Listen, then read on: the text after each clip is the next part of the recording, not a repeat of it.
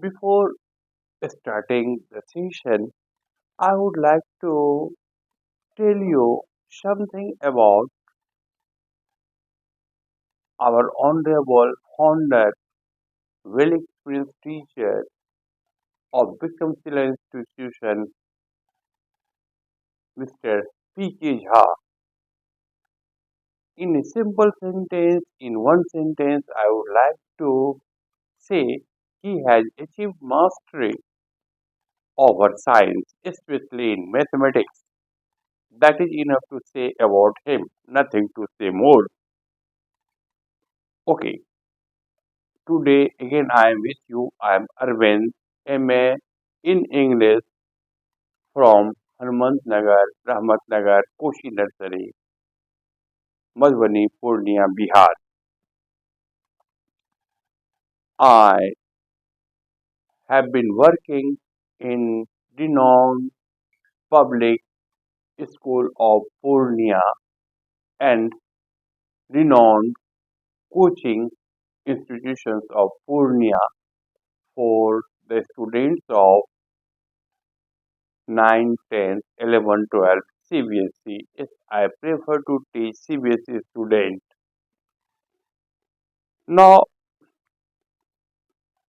before teaching the lesson, I want to tell you about yourself. You are in class and students are also of class 12.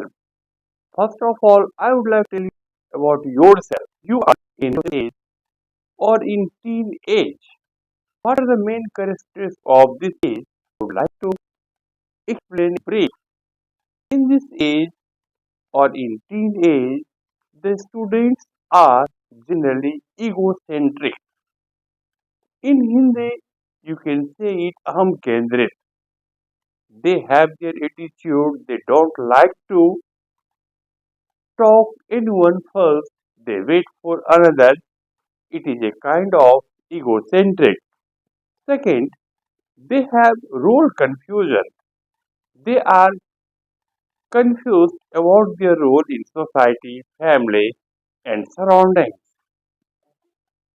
After then, they have career confusion also. Now they are in class 10 or 12. They are very worried about their career, about their future, and this creates a confusion, or simply you may call it career confusion. After then, the main characteristics of your age is swinging of mood. Their mood swings, their mood fluctuates. It sometimes it goes up, sometimes it comes down, or there is no stability in mood, and they have growth in body, in sexual organs, and other parts. And really, this age is called storm and stress age by Esther Hall. Esther Hall called it Tanav and stress age. Okay, so this is the main characteristic of your age. Now, before teaching you poetry, this is the second poetry of Robert Frost, class 10 CBSE, Fire and Ice. Okay, but before starting the lesson, I would like to tell you this is neither lunch, this is neither lunch nor breakfast. It is your brunch. How you will get everything. Yesterday, I told you about Robert Frost. He was an American poet. He was very famous poet. He, his writings appeal to Indian readers, and he was also the source of inspiration of Pandit Nehru. As I told you, four lines of Robert Frost yesterday, and these lines were found on the table of Pandit Nehru at his 11th hour. The woods are lovely, dark and deep, but I have promises to keep and miles to go before I sleep, and miles to go before I sleep. These lines have been taken from Robert Frost's famous poem Stopping by Woods on a Snowy Evening. Yesterday I explained all these things. Today I am just coming straight to the point, fire and ice. You should know there was also a poem of Robert Frost, Road Not Taken. Okay, but in your prescribed syllables, you have to read Dust of Snow, first poem of Robert Frost, second poem of Robert Frost, Fire and Ice. In this poem, the poet Robert Frost uh, expresses or says about the destruction of world.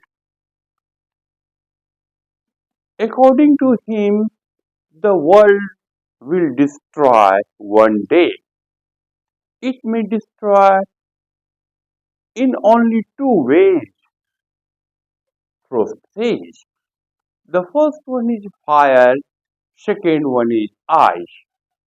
How will this world destroy by fire? He says the time will come when volcano from core of earth will erupt. As a result of it, the whole surface of the earth will be covered by lava, volcanoes, and it will be too hot, and the whole earth, whole world will be destroyed. Second thing, again he tells us, uh, as you know, our sun is a mass of hot gas, especially because of nuclear fusion, hydrogen nuclear fusion, and it will be hotter and hotter, and as a result of it, or as a result of extreme hotness, our earth will be destroyed. Okay, so in this way, Robert Frost tells us that our earth will destroy because of fire. Second, uh, he says that if it destroy, uh, if it does not destroy by fire, it will certainly destroy by ice. Ice simply means with melting of ice, the sea level will rise and the surface of the earth will come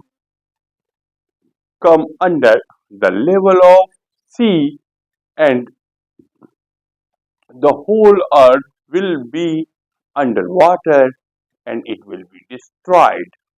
Okay, just this is the literary meaning, this is the world meaning of the poem Fire and Ice. But it is not as plain as it suggests. Fire and ice has symbolic meaning. The poet Robert Frost wants to tell us something different. Fire simply refers desire. Desire. Uh, a desire can destroy the whole world. How? He, we should know uh, about desire, will, patience. All these things will be responsible for the destruction of the whole world. For example, I think you know you are it is well known to all of you. Hitler.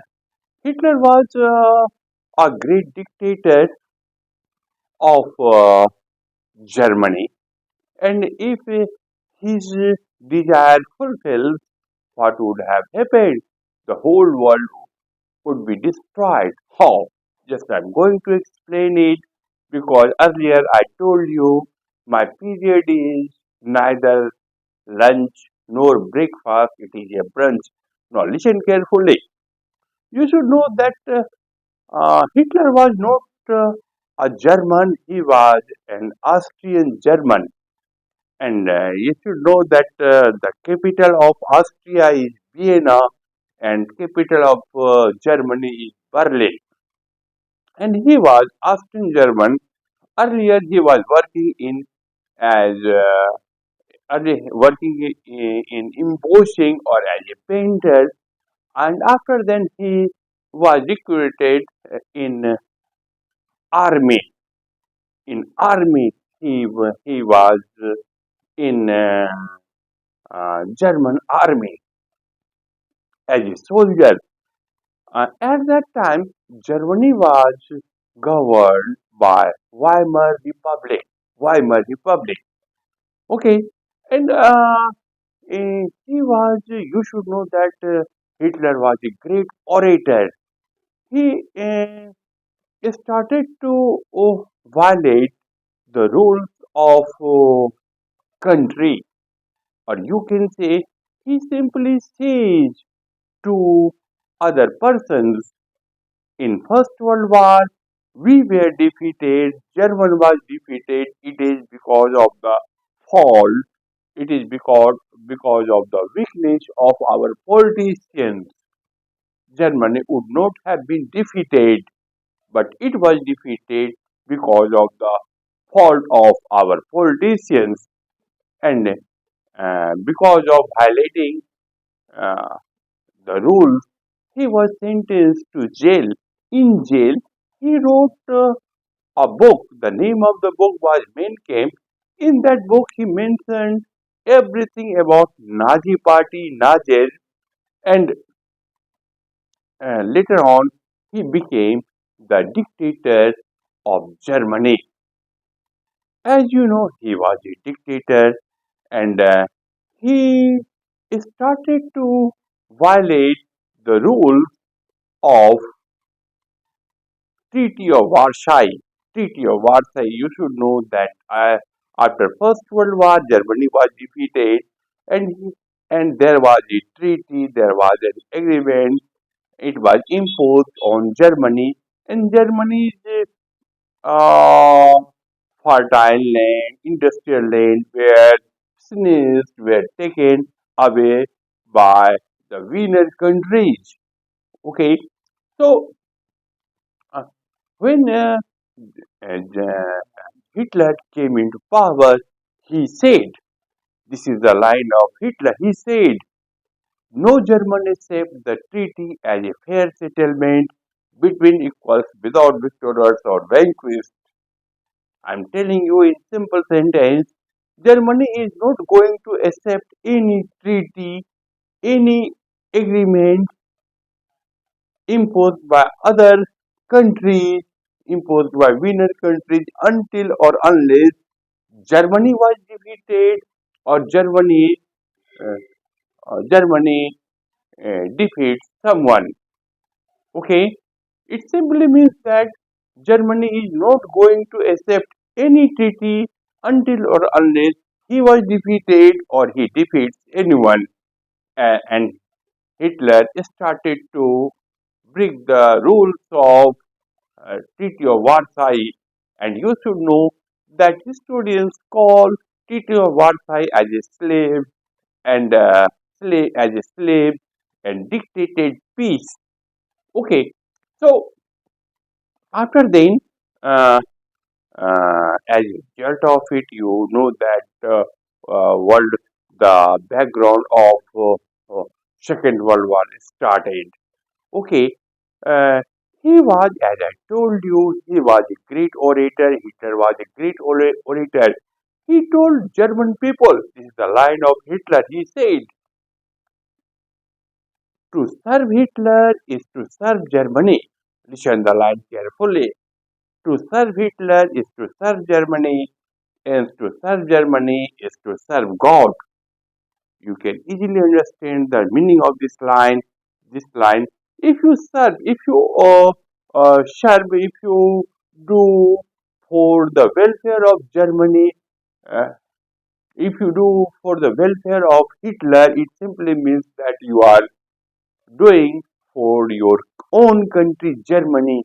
And if you are the well wisher of your own country, it simply means that you are worshipping God. So, this is the line of this is the line of Hitler when he says to German people to serve Hitler is to serve Germany, and to serve Germany is to serve God. And after then, uh, many people became the member of Nazi party. Okay, and one thing I would like to tell you, you should know that at that time in Italy, Mussolini was also the dictator, and he also founded a party that was fascism or fascivad. Okay, later on, Hitler Hitler said to German people, he said another parties where we are, there is no anyone place, there is no place for anyone else. Listen carefully, the line is the line of Hitler. He says, where we are, there is no place for anyone else. And he was given the title of Führer. And as you know, lastly, Germany was defeated in Second World War, and out of an utterly hopeless situation, Hitler commits suicide. Okay, and that was the end of Second World War, and that starting 1939 and continues up to 1945. So here I told you about Hitler. This was his desire, this was his fire, this was his passion. When such a person became the ruler of a country, he takes the whole world into the furnace of fire. So it is fire means desire. Here, Robert Frost tells us desire, passion, will, and after that, ice.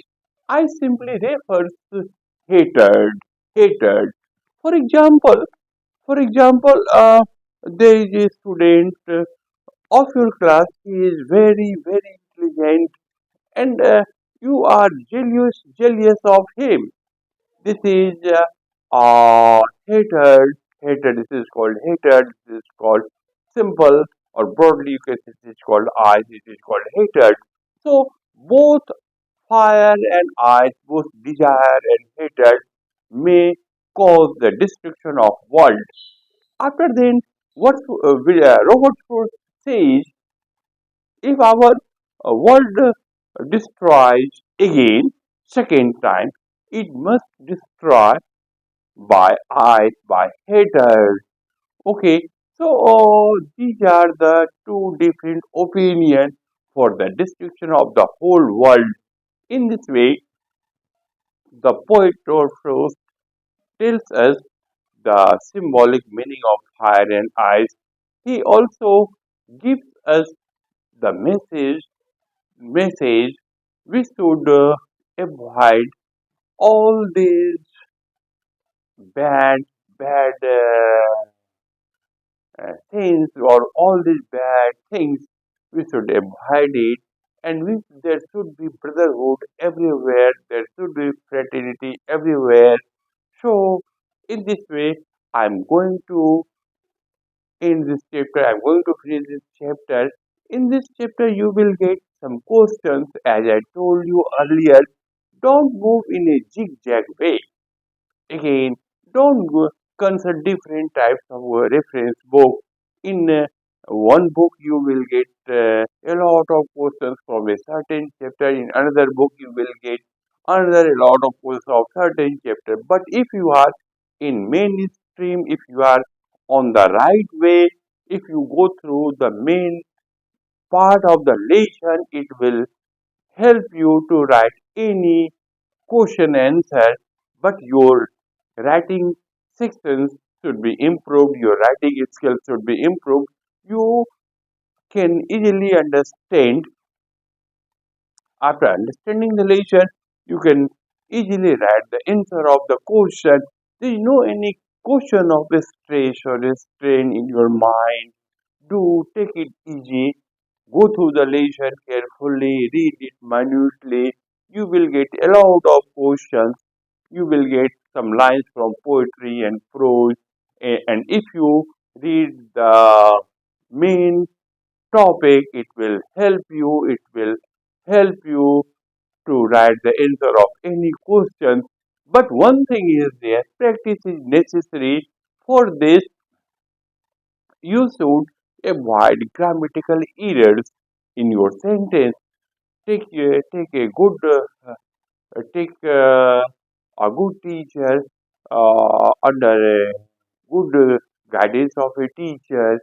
It will improve your writing skill and everything now up to you because you know the lesson, you uh, have read the lesson. But as far as concerning to writing the answer of the question, the problem is there. Try to write correct sentence. Try to use to the point answer. Write answer according to the demand of the question. Suppose the question contains 1 mark, so it is quite useless to mention 3, 4, 5 lines because you will obtain only 1 mark, and for 1 mark, don't move in zigzag way, don't elaborate it unnecessarily.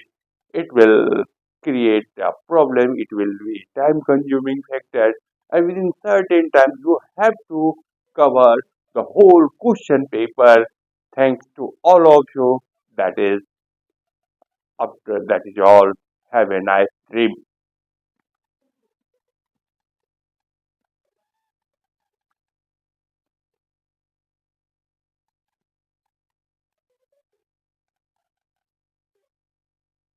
हो गया of